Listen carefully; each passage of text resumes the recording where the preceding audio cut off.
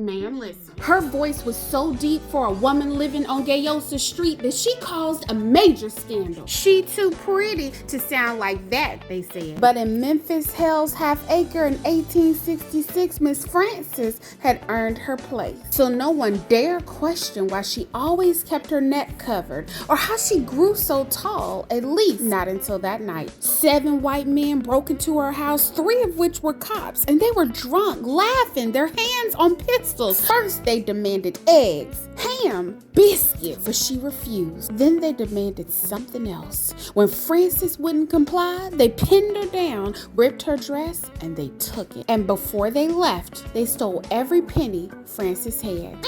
A life saving worth $10,000. Then they revealed her biggest secret. This month, I'm telling our stories through the lens of AI. What happened to Miss Frances happened during a 3-day massacre in 1866 where white mobs and police officers burned down black communities and raped multiple black women because they were upset at the newly emancipated black town. But Miss Frances, baby, she won't take it, baby. She took them to court and to Congress and testified about the Memphis massacre before the most powerful white men in America. She named names, baby, and brought those white men to tears. Because of her, new laws were passed to protect black women in the 18th century against violence. But this is where the story took an explosive turn. They knew Miss Frances was different. And a decade later, they used it against her. Not for lying to Congress, not for any crime, but for this. Cross-dressing, honey. You see, doctors were forced to examine her, strip her, and announce to the world that the woman who had brought Congress to tears, a symbol of resistance, was assigned male at birth. The headlines were merciless, and the same men that cried for her arrested her. Chained her to a work gang, honey. Even with cancer in her foot, even needing crutches to walk, she did not survive the year. Frances' testimony paved the way for radical reconstruction in Memphis and new laws to protect black people and black women. She was also the first black trans woman to testify before Congress. A fighter, a survivor, even when the world refused to see her. The black community is not monolithic, and regardless of what you think about the transgender community, Miss Frances' testimony led to the passage of policies that protected